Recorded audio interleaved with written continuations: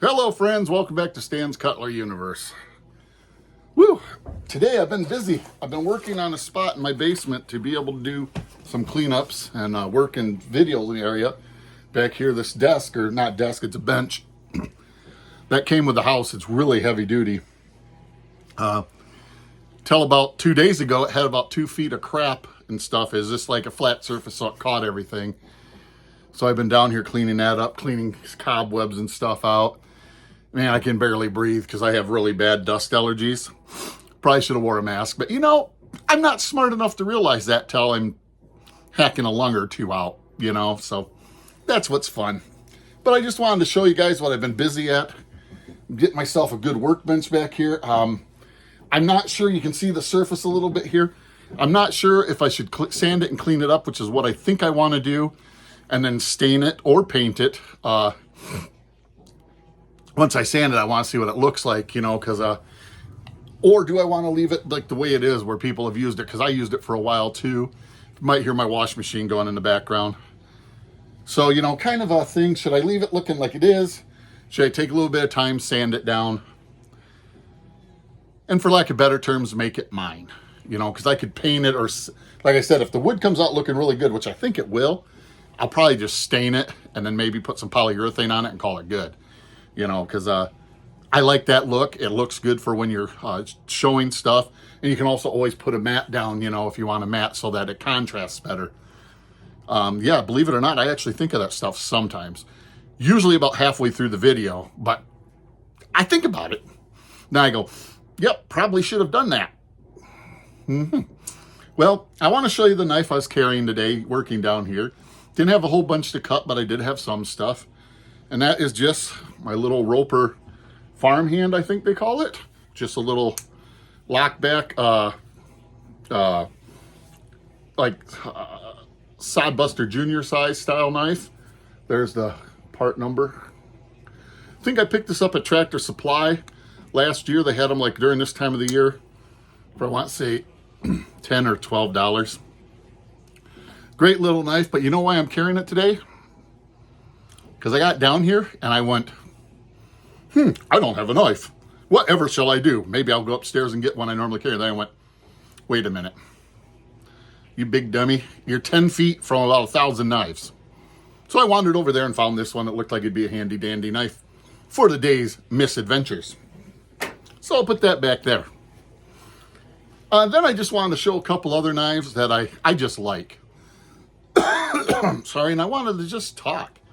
About, like here in northern Michigan, once the snow hits, you kind of get to a point of, unless you're blessed and you got a heated garage, that you get to the point where pretty much most of your work and projects are done inside because it's cold. And number two is, all right, now so far we got like 23 inches of snow since Thanksgiving Day, and today is the 3rd of December. So that's just under a week. So you start, you get to the point where it's like, do I put snow leggings on, go out there and have snow up to my bum hole? Or do I just do stuff inside? And for me, since I don't really like the snow and I don't like the cold, my body hates the cold. I'm in pain. I can't even barely raise my left arm again. That problem I have. It's arthritis and broken stuff related, inflammation basically, it pinches at nerves more. But we're not going to keep talking about that because that's not what we're here for. But, that white stuff comes and all of a sudden you're going, what should I do? And I went, you know what? I know what I'm going to do. I'm going to work inside the house. So I've been cleaning stuff up. Yes, I have my hobby room I've been working on. I shot a couple videos from there.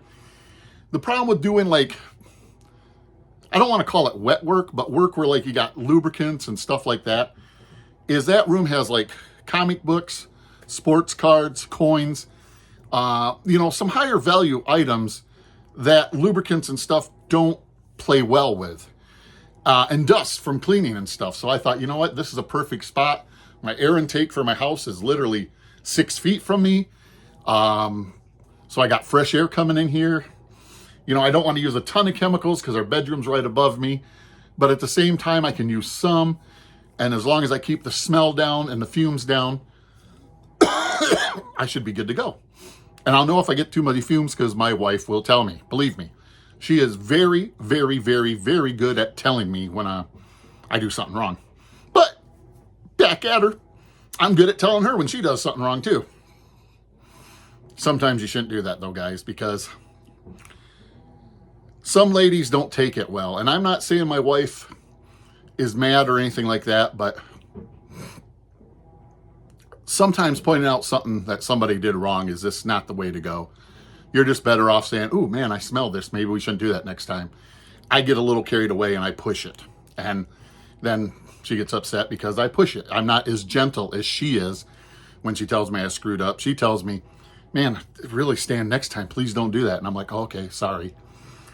So I, on the other hand, am that guy that's like drill instructor, so not a good thing, guys, if you want to keep your relationship going a long time.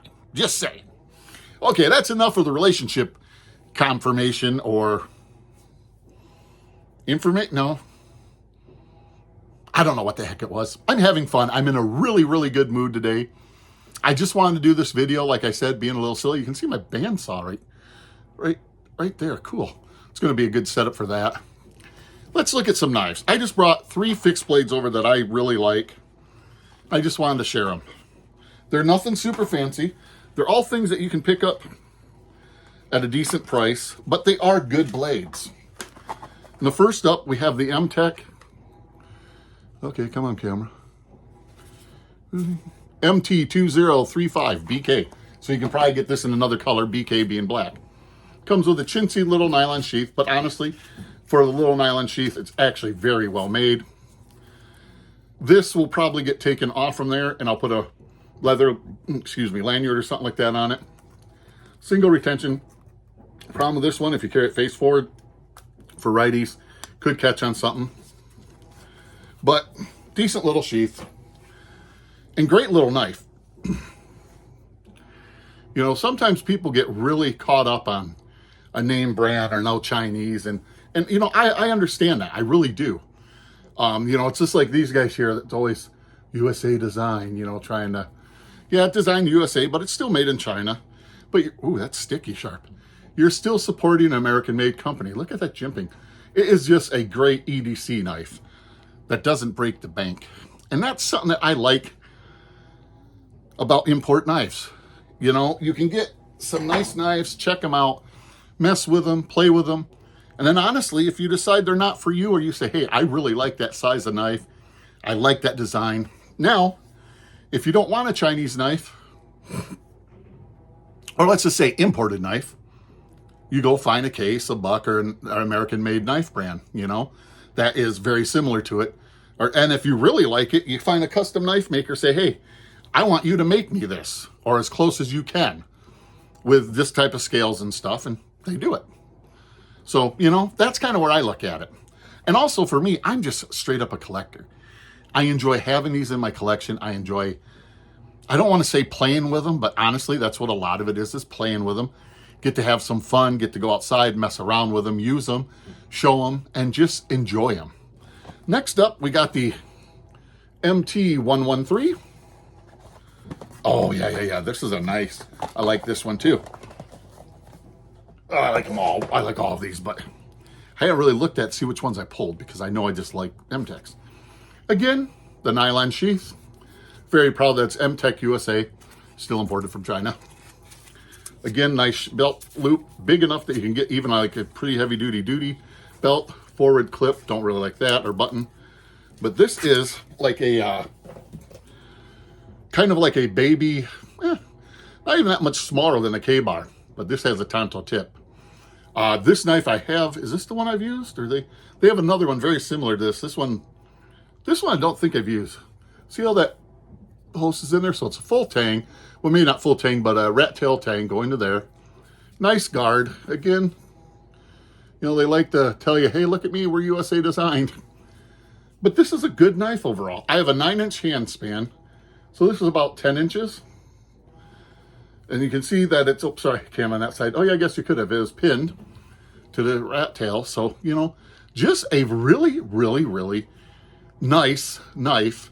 This textured rubbery, grippery, I don't know, type. Sorry about that. Handle feels really good in hand, even with big hands. It's a little small for my big hands, but you know, I'd have to just be hanging on this thing for dear life to really get to complain about it. Let's see how this one is sharp. Man, this one's sticky sharp too. You know, that's one thing. M-Tech does a pretty good job. Whoever they have making their knives for them, if it's themselves or whatever, they do a pretty doggone good job with sharpening. I can't think of a M-Tech that I've gotten that was dull. I can think of one that I got that needed a little touch up, but it still cut. It did everything it's supposed to. It wasn't dull. You know, we all know what we've gotten knives that, for lack of better terms, are dull. Like me, you know. Next up, we got an M-Tech Extreme, M-Tech USA Extreme. This is the MX 8130. Oh, yes. Daddy like it. Daddy like it lots. Look at this beast. This thing is massive. Again, nylon sheath, yep. Good belt loop, even a little bit bigger. Rubberized handle. This one actually has it going the right way. So if you're going through the woods or something, doesn't catch it and pop it. This thing is awesome. Look at this beast. This, I love the blood grooves or fullers. Got the M-Tech USA, of course, Extreme. Then, of course, back here it says China and all the information where it's made and everything. This is, look at that. Noggins knocker. This thing is amazing. Look how thick that stock is, too. I have a 9-inch hand span. The blade is 9.5 inches. This thing is beast mode extraordinaire. I think next spring, I'm going to take this out and test it. See how it does. I have a feeling it's going to do pretty good because most of these M-Tech Extremes that I've used have done really well. I had one that dulled out pretty quickly, like with chopping wood and stuff. I was really surprised, but it could have been the edge geometry because at the time I didn't understand so much about edge geometry and stuff. This one, it's sharp, but it's not sticky. So it might have been the edge geometry because it's a really thick. It's about another half of this blade stock, you know, and this blade stock's a good 3/16. So, you know, it's like 1/4 inch, maybe thicker. And I think the geometry just was wrong and it dulled out because, like I said, I didn't understand edge geometry as much back in the day. And when I resharpened it, I changed the profile more to like what I normally put them at.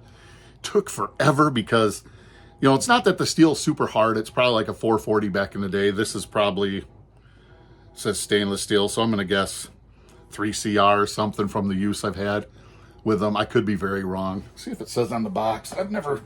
Don't think I've ever seen, don't see too many of them that say, no. But anyways, it could have been edge geometry because when I redid it, went back outside, played with it. Shouldn't say playing with knives, but you know, a lot of times when I'm just out there testing, having fun with them, that's what I'm doing. You know, I'm having fun. And it seemed to hold up a lot better. It's never slicey because, like I said, the blade stock was so thick. But it didn't dull out as fast. You know, you could still, when you're done chopping through, I'll say maybe 150, 200 swats, you could grab a piece of paper and go, you know, it would cut it where the first time it was like, you know, where it hit the most on the wood, it dulled out. So, you know, am I an M-Tech fanboy? Yes and no. And what I mean by that is M-Tech has some awesome designs. I mean, some of their knives, at least for me, I just absolutely love them. They look so cool. They just, especially if you're like a person like myself that, you know, grew up as a kid in the 80s. You know, I graduated high school in 1990. So, you know, that's when like all the Rambo and the Predator and the Commando movies and all that stuff would come out with all the big knives.